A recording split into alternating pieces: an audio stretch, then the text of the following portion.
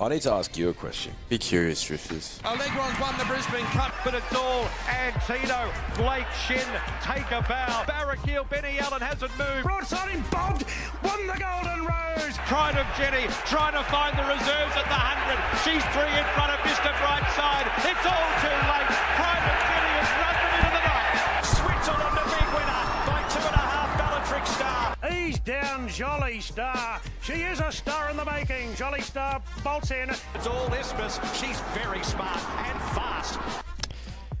Well, where do I begin?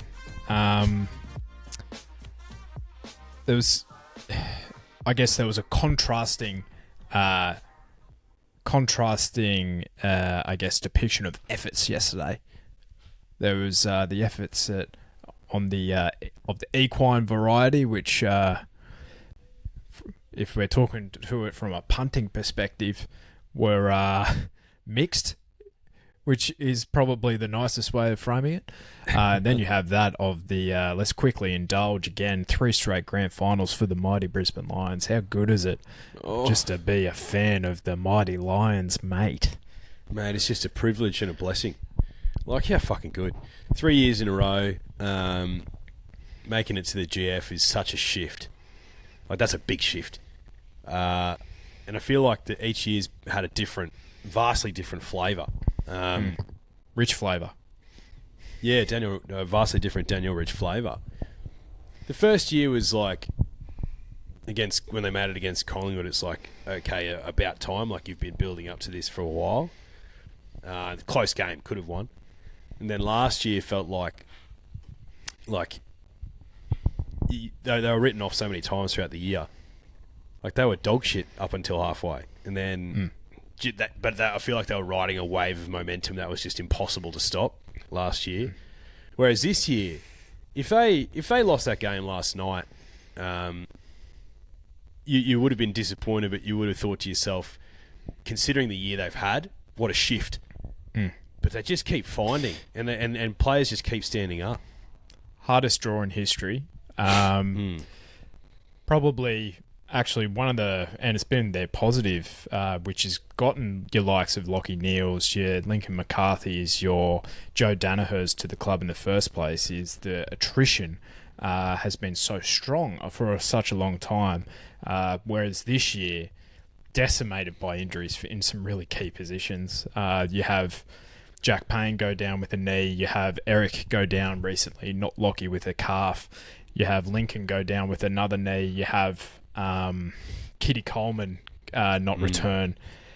So there is some absolute threats not on the field. And then you have, I think I heard Fake say this, 5 teenagers in the side. That's crazy. Something like that. Like, if it's not 5, it's 4. It's like, and then I said to you, and I might have said it on this podcast after losing to Geelong, a forward line of Logan Morris, Ty Gallop, and an underperformed Charlie Cameron won't win a premiership. Well, let me just do a big 180 on that, bruh, because Ty Gallop has turned into one of the best key forwards in the league in 6 quarters. Brother has a set of shoulders broader than a swimmer's. Like, honestly, he's going to be an absolute unit when he fills out. As Fag said in the post game, I think we've found another player there. So. Unfortunately for Eric, I think you might be trade bait, bruh. So it's like, unlucky. Yeah, bruh. it's just, and I think the winner of this game, this grand final, they basically have the right to say we are the most dominant club in the 21st century, because I think both teams are on 4 premierships.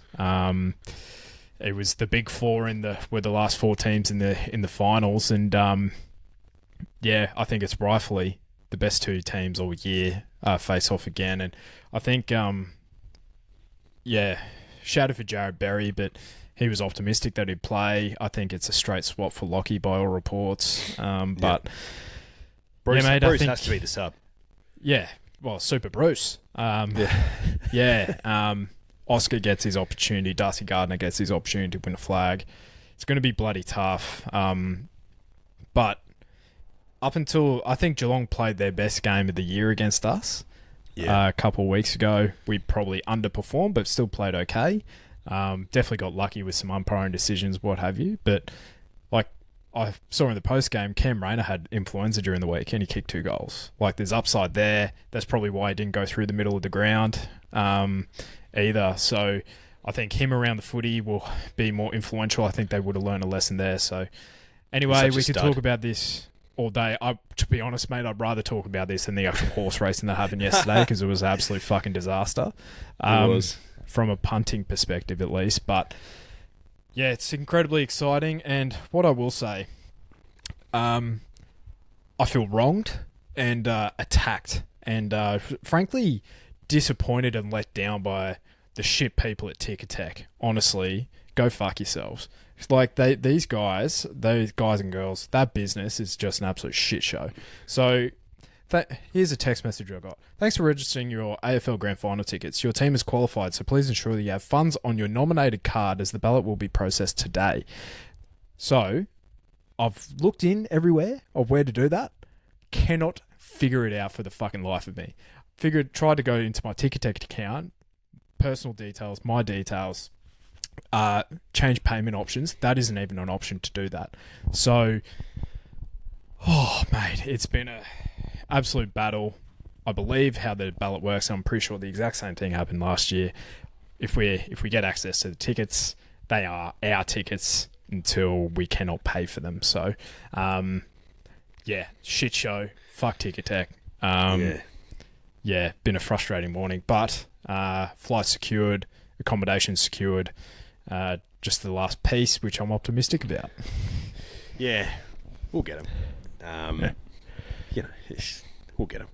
It's just what happens. Yeah.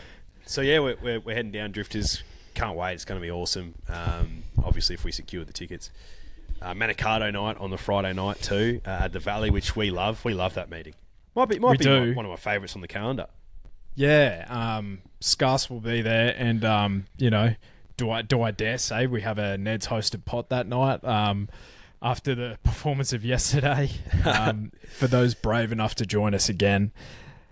Let's get on to that, I would say, because I'm just going to have a look through these horses that we backed in that, right? So, go. Let's have a look. Let me get the form guide up. That would have been helpful. But I'm thinking you count your blessings. I'm thinking your Tupacaras. I'm thinking your Lord Penmans. I'm thinking your Yellow Bricks. I'm thinking your... who else did we back throughout the day? Angel Capital. Angel Capital. I'm thinking your... Just all of these horses, right? And it was a day, even your Vorbands, like all of these horses, like every single one of them had market support. Every single one. And if I was to have the bets again, I would. Which, yeah. And if I was to have a bet in play on the majority of them, I would have a bet in play. All of them had such a good run in transit. They were the market movers, and they just didn't fucking do anything. It's just and it's very similar to what happened a few weeks ago. I feel like we kind of read the tea leaves. A lot of them were in the coffin. Some didn't get out, whatever. But a lot of them just didn't let down. It was just incredibly disappointing and disheartening. That's horse racing in a nutshell, right? That's horse racing. I also see it as we're still net up, across two pots. Like we're still net up about 20%. So, life's good in my opinion. And it looks like one of those days where, the favourites looked really likely, but there's not a lot of room for error when the favourites are looking likely. Which is why we tweaked this. Why we tweaked the staking plan as well, not trying to win 10, because we would have burned through the kitty even quicker than we did. Randwick was a bit of a slaughterhouse. Melbourne, that quaddy would have paid absolutely nothing. He paid $40. Yeah, there you go. It was $2.20 or $2.10 into $2. Into Seeples, who was $3.50 into $2.20 into $2.30. So Yeah, it was just one of those days, mate. It was disappointing, for sure. So apologies to all those who partook in the pot, but I guess you know what you're signing up for, or most of them know what they're signing up for when they give us their hard earned. But thanks for the opportunity. It was still fun. Yeah, it's still fun. It's and I think when you go 0 from 20, I think that you rightfully have some strongly worded feedback in there from time to time. I think that's fair enough. All love, in all is fair in love and war, right? So I think there will be a day where a Cox Plate-esque day from last year where we actually, between us, we tipped the card. And I've another day, like yesterday, you back the market movers, they get the perfect run in transit, they get good luck in the straight. Like, you're winning another day, 60% of your races. Exactly. So honestly, mate, I don't think I'd have too many bets back. Like for instance, Cheerwolf, who we were texting about, he's had a bleed, so he's has he? Yeah, we won't see him again for 3 to 6 months or whatever the protocol is. Had a look through, like Dance to the Boom, for instance. Rachel King got rightfully inquired about the ride, because that was just puzzling to me on how the track was playing and how she started and then just snagged it back and then she was over racing. I wonder why, Rachel. And all in all, she finished okay. Tupakara, that was probably the one. I know you were keen on Apocalyptic, and my lesson is just back the winners. Winners win. Yeah. And especially in like those restricted grade, like 3-year-old races, because like the winners typically will continue to win, if that makes sense. Whereas Tupakara, how many times have we heard the saying, this is the best maiden in the country? And then they go on to win their first race like 18 months later. Yeah. Yeah, that was a concern for me for Tupakara. She's hadn't won before, and she's racing against her own age, her own sex mostly, so that's a concern. But you could understand why the market was there for her. J-Mac goes on. She was going to get the perfect ride from a nice draw, and she's been racing well without winning. So I completely get it, and she got absolutely pumped in. But Apocalyptic's just a better horse, evidently, and that's nice to know after the fact. But you're right though. Like, so many other horses that we backed, like Yellow Brick as well. There was market support. Mate. He seemed to have every possible. Honestly, and if it wasn't, and the thing is, right, I feel like it was a lot of races yesterday. It was like a knife's edge between 1, 2, or 3 horses for each race, right? So, for instance, Apocalyptic or Tupakara, they were the ones that we were really keen on. We probably weren't keen on With Your Blessing, but we were keen on Bazusto, who ran second, or Royal Patronage. He blew out to like $9, Bazusto. I had a nice little nibble at that. I thought I was in there with a chance, to be honest. But yeah. Like, even with Birdman staying in Sydney, I don't know, like, I was getting cold feet with Vauban big time before the race, and then as soon as, like, that race shape, I'm folded, I'm like, fuck me, I don't think he's going to win this. It was just one of those type of days, right? Some judgment was off. I think these type of days where it's like not quite grand final day, it's a lead up, it's like a prep run. Results like that can happen where it's like, if it's not the favourite, it's the second or third favourite. Because that was some other strong feedback. It's like all these guys have been backing favourites. We were backing a lot of favourites. We said as much in the staking plan. But all the horses we were backing were market movers into favourite as well. Yeah. So it's like, it was just one of those days, and I have no doubt we'll turn it around. Oh, absolutely. Yeah. Can't be too hard on yourself. I think, both of us were just completely off the mark with a few horses. Like, I thought Private Harry was a Hulk and he was just going to come out and dominate the race, and he melted. So, don't know if there's any feedback. Any feedback there. Birdman. I was, him and Vauban. I was like, but I thought the Vauban form was better leading into the race, and I knew Birdman was going to get back, but the race shaped out perfectly for him. But even in the wash up of Vauban, right? Lindemann has nearly won the 7 stakes, so Delius has gone on to win the Underwood. Like, you can be forgiven for that form, not like that form held up. And I guess Birdman didn't come through that same form reference, but Vauban was the better run through it. But I guess if we were to identify Birdman again, Birdman was third up there. Maybe Vauban just had a bit of the second up syndromes, potentially. Yeah, maybe. But it's all good. I think the biggest one for me that I've analysed. Obviously, I look at Melbourne more than I look at Sydney, right? But was the Rupert Clarke, and I think I was keen on Angel Capital or Steeples. Like I said as much on the preview podcast, I said, look, it's one of these two horses. What I should have done was thought more about where they're going to get to in the run, and I knew the barrier for Steeples for me was just, it's just so shit. Where does he get to? But then I should have thought more about, okay, who's the rider on Angel Capital? Who's the stable? From that gate, I know for a fact that he's going to be, and how he runs, he's going to definitely go back. We've seen Steeples be more prominent in the running. We know Willow with the lightweight and gate 16 is pretty much just going to be like, well, fuck, I've just got to chance my arm and go forward. He's won that race for the 8th time now, the Rupert Clarke. And for me, that I just watching it, as soon as it happened live, I just thought to myself, fuck, he's going to win this race. Dickhead, yeah. So that was the biggest one for me yesterday. And particularly if I tipped Steeples, I would have tipped every leg of the quaddie, because I was like, these favourites just win.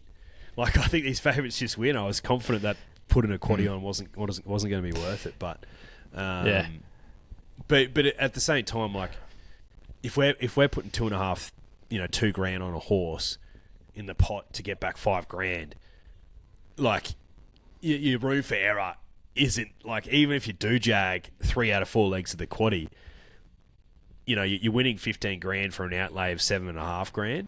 So it's not actually, it's not actually creating a meaningful impact. You need to be tipping the horses at $4 to $5 to really have a meaningful impact. Yeah, which we definitely, I feel like we kind of do it all the disregard. Yeah, and we disregard the prices when we look at the form anyway. And it was just one of those days. That's where we landed. So I think let's put Sydney well and truly in the bin. The Sources had a fucking disaster there so far this spring. So I have no doubt that the Sydney Source will turn around. Absolutely, as is his right. Of course he will. Of course he will. And then the victim who started off the spring in an absolute heater will go to the shitter. It can never be both simultaneously. No. But yeah, lessons learnt, which we're always learning, which is a good thing about this game. And it is what it is. But it is what it is, mate. Focusing on Sydney, well, just I guess moving forward, looking at each of those races, what are you taking out of each of those races from like a form moving forward perspective? I'd say, Jolly Star was very impressive. I think she was the only horse you wanted to be on the entire run, really. Just an absolute J-Mac special when I'm not on. That's why me and J-Mac are not mates. Never will be. Never will be. Because he's obviously the best jockey in Australia. I just cannot fucking find him. When I'm really keen on him, like on Tupacar and Lorne Penman, it just doesn't. And it's not necessarily his fault. It's just not. It just works out that way.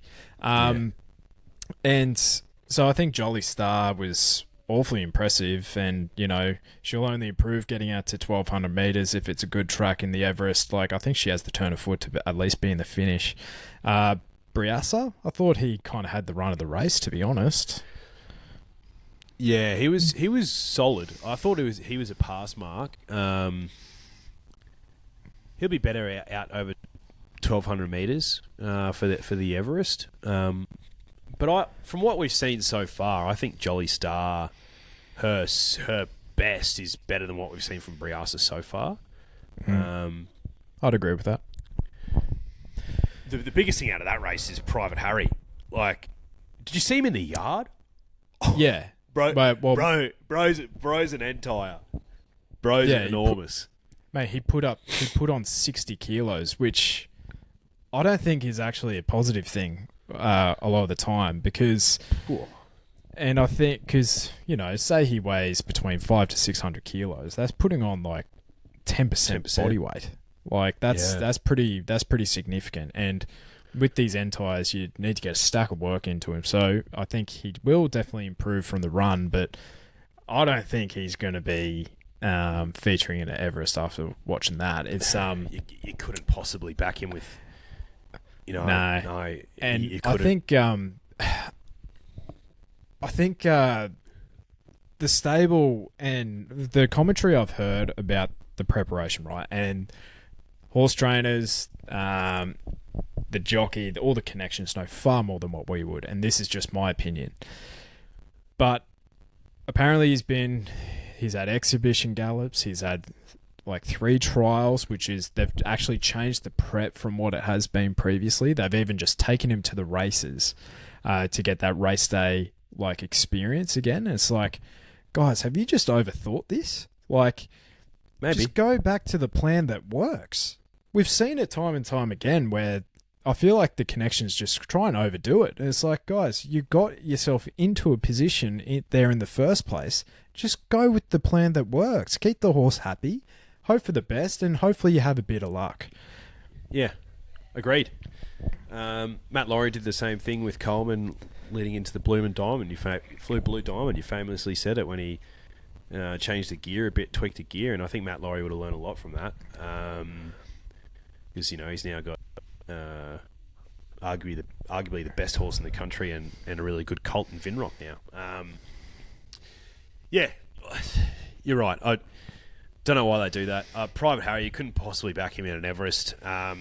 Just having a quick look at the Everest markets now with good people at Ned's, because I chucked on a bet on my Ned's profile yesterday in the wash-up of that race. And just with the caveat, drifters, that if a horse doesn't have a slot and you put a futures bet on it and it doesn't get a slot, you'll get your money back. So just keep that in mind.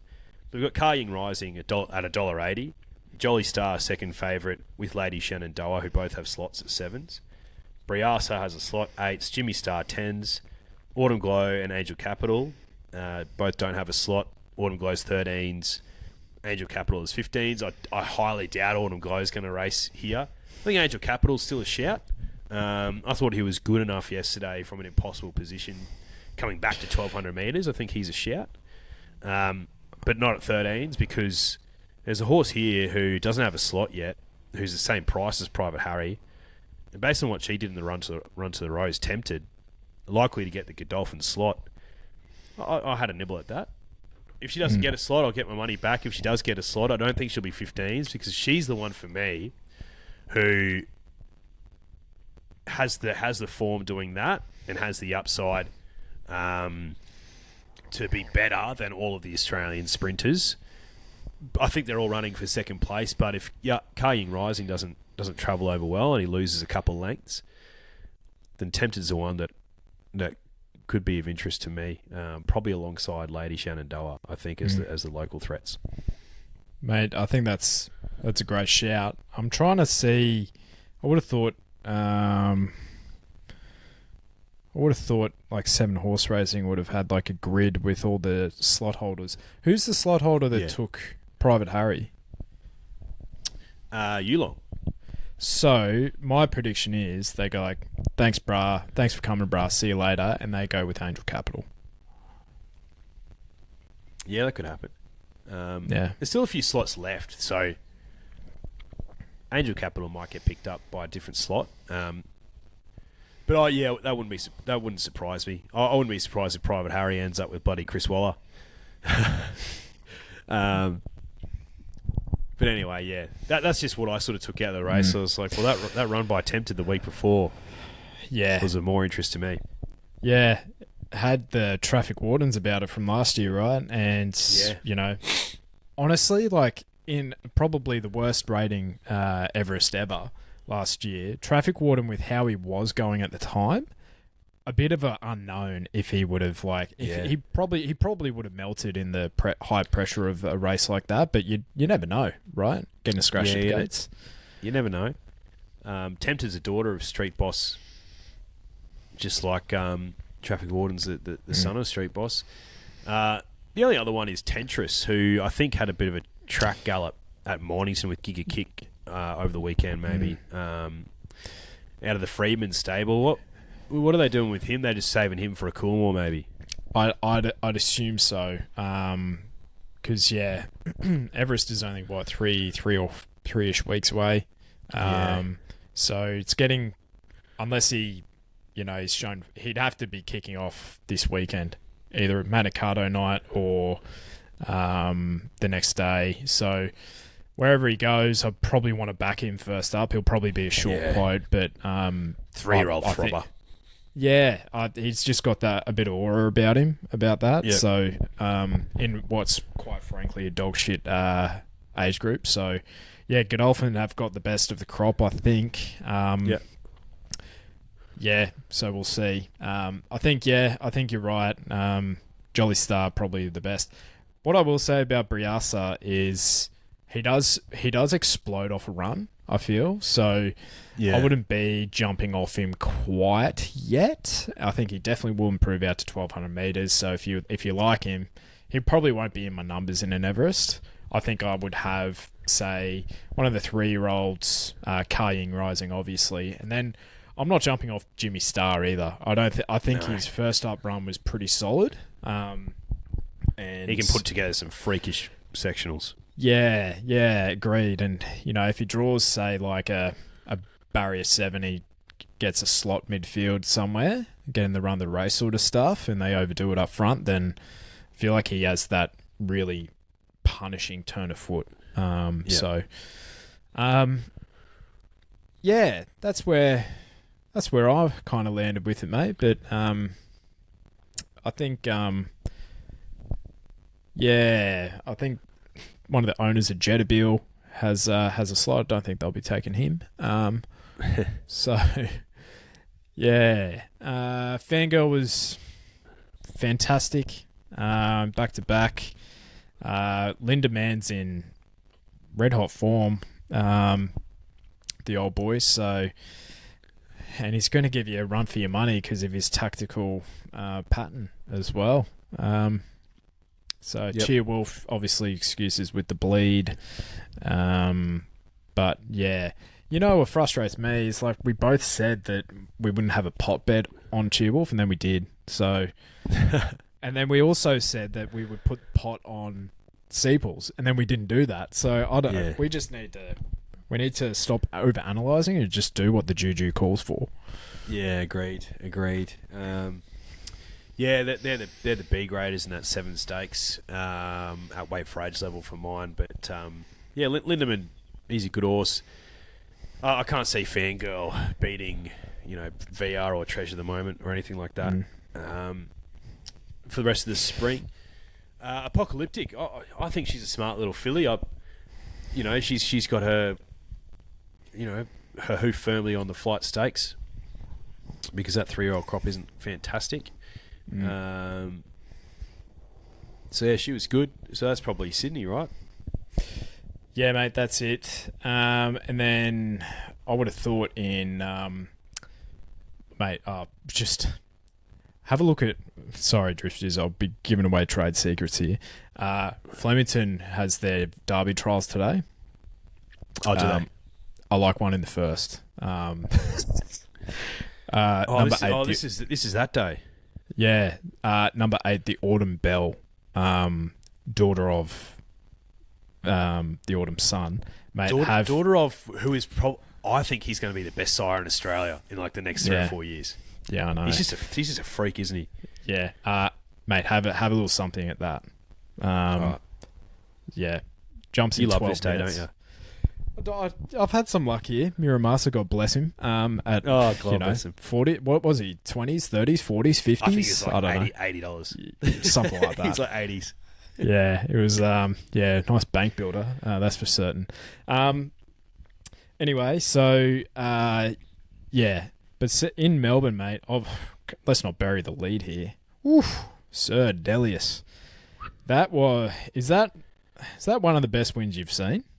Oh, in terms of off the canvas, yeah, for sure. Incredible win. He looked gone. Blakey Bill did an Antino on Buckaroo, and I thought he was going to win by 2 or 3 lengths. And I was kicking myself. I was like, "Fuck me, this is so annoying." But Buckaroo has won twice since he's set foot in Australia. Nonnies are non-winners. Sir Delius is a winner. Craig gave him a beauty. He never looked comfortable in the run. I don't think he liked that track, whether it was the firmness or the circuit. I'm not sure. He's got a bit of a head carriage on him. He's a bit keen. He does a lot of things wrong, and he was still able to win that race. What an exciting horse! 5-year-old Northern Hemisphere end tyre. Jeez, yeah, I'm a fan, big fan. Oh, mate, like the thing that was so impressive about it to me is like, yeah, sure, he looked gone, but mate, he looked gone 3 times, and he just kept going. And he was like, "Nah, bro, you ain't getting past me." And he's landed up winning this race by half a length. Like, sorry, huh? Like, unbelievable sort of stuff. And I think I reckon the form will be questioned 100% because Golden Path's run 3rd by half a length. And I think at Way for Age, I think they're going to go like, ooh, don't know about that. But they've gapped the rest big time. So I think sometimes the ratings won't necessarily stack up. But for a horse that has... And you can tell he's an entire as well. Just a big, thick colt who sweats, carries his head, does a ton wrong, but by gee, he's going to be in the money wherever he goes. And I hope they just go like, you know what? For this horse to really do his best work in a Melbourne Cup, we need him to have the best form reference for the Melbourne Cup, which is the Caulfield Cup. Because I'm sorry, brah, he'll be winning that by lengths. Lengths. Oh, he's he's the class horse, and a common theme that we've seen in Australia. It's not happening every year, absolutely not, but more often than not, I've found in the last like 7 to sort of 10 years is the good weight for age horse, even if they're carrying a bit of weight, as long as they're not like the toppy. If they've got 56 kilos or 57 or something like that, the class is just going to get them there. It doesn't happen every time, but I feel like it's happening more and more often because so many trainers have, over the years, have just tried to look after these horses and get them in on a low weight and all that sort of stuff, but then you don't actually find out what's the bottom of this horse. Whereas these way for age horses, you know where they're at. You can peg them against our best horses, and they might not be as good, but if they're a length off them, if they get a little bit of weight relief heading into these Caulfield Cups, Melbourne Cups or whatever, it's going to be so hard to beat. I don't know if he's going to go to a Caulfield Cup. I have a feeling they're going to do like a Might and Power into a Cox Plate and then take him into a Melbourne Cup, but I'd much prefer Caulfield Cup into Cox Plate into Melbourne Cup. That's so many more miles in the legs. Win a Caulfield Cup, just let him trot around in a Cox Plate, and then take him to a Melbourne Cup to peak again. Here's a question for you then.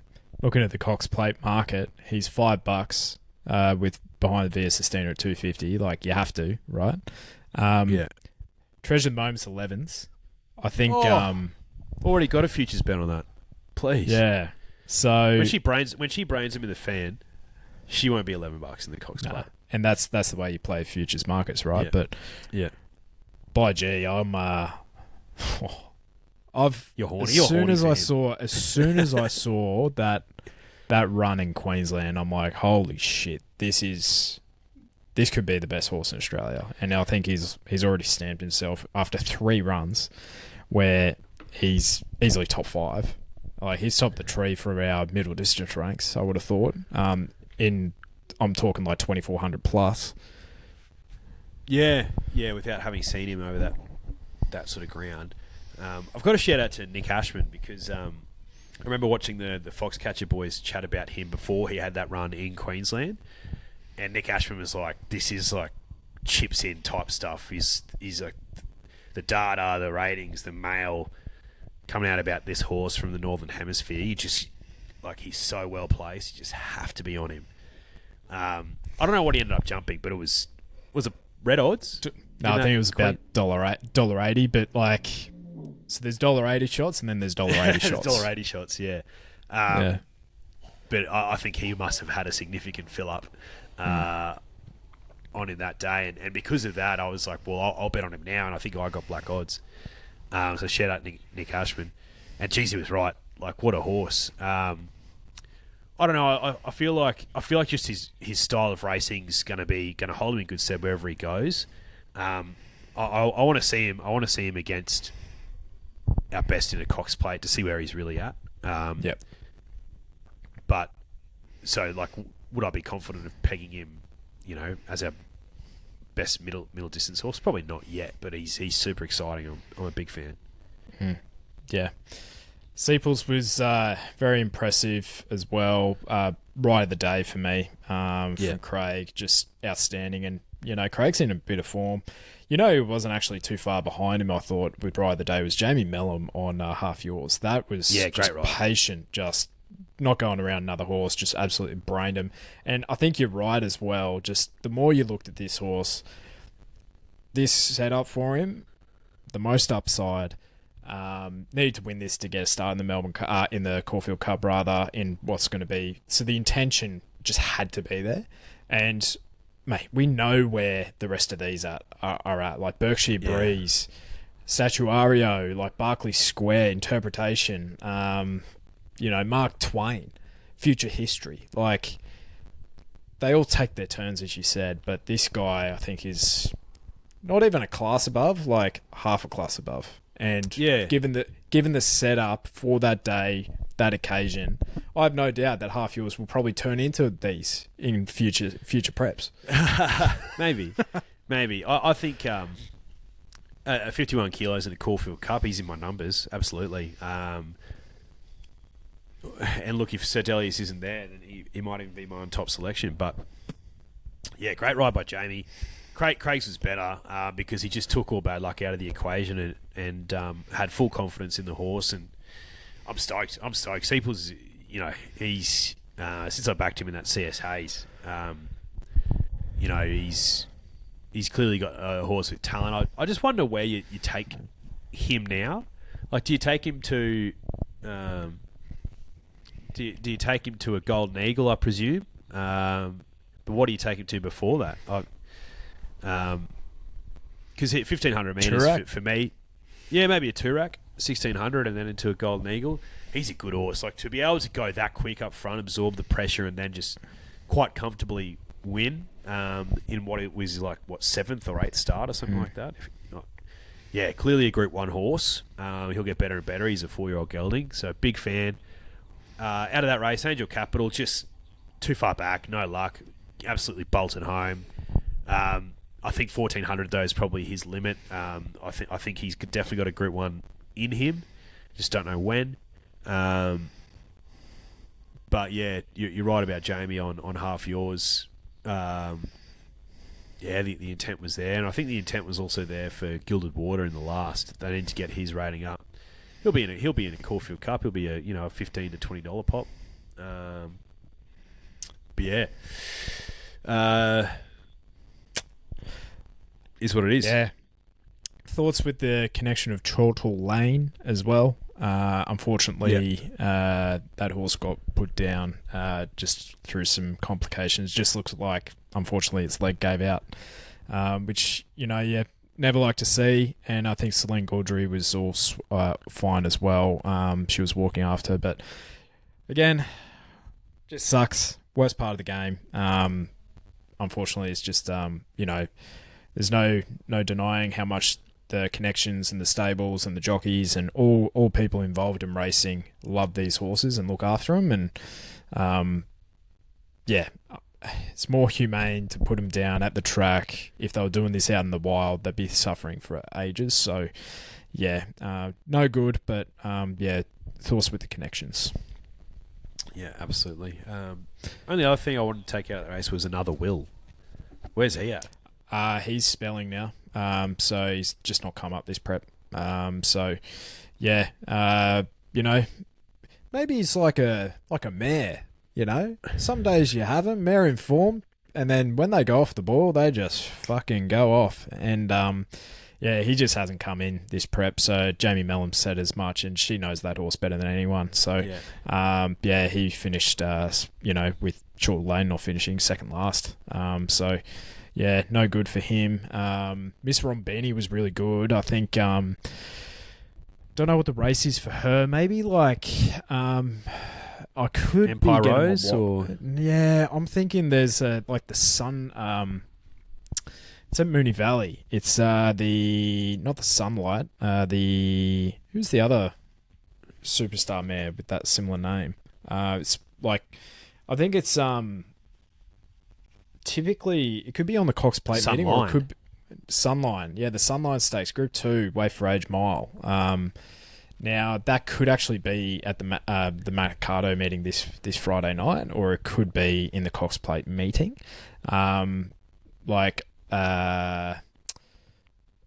Mystic Journey won that race. That's right. I reckon. Yeah, a few back in the day. So maybe a race like that. Maybe even a Turak. Turak could be up her alley potentially if she stretches out to the mile. I think the one I texted you about throughout the day, mate, Tiger Shark, honestly, mate, she shows her best when there's a cracking speed on. And she's not out of, a race at a price. She was $6 yesterday, kind of defied the pattern a little bit. I think the pattern kind of measured out a little bit throughout the day, but she was super impressive, and the riding was on the wall after that first up run as well. So maybe it is a Furphy sprint. Potentially even, I reckon they'll probably go down the Champions Sprint path in the Flemington Carnival, or the Mini Everest in Sydney, because they've travelled that way as well. Yeah, she was good. I didn't end up having a bet in the race because Nadal was scratched, but the one that pissed me off was Estremo. Fuck. Oh yeah, I know. Boot off John McNeil and get Benny Mallum. That I should have had a bet just purely based on that, but it is what it is. $7. Fuck. I think we're jumping at Flemington here. So best of luck. But yeah, mate, I think we'll learn a lot from that weekend of racing. I thought Matt Hill's, the call of the day was Matty Hill's call of yum winning. So good. With the punters licking their lips. So, but yeah, Drifters, we will be back this Thursday. Likely heading down as we get high-level clearance from the powers that be. And, but cannot be more excited. Apologies for those who joined the pot. Happens every one of those days, but I've no doubt we'll turn it around and we'll give you a hell of a fill-up one day as well. So please don't jump off yet. But yeah, we'll be back on Thursday. Cheer-hoo, baby. Go Lions.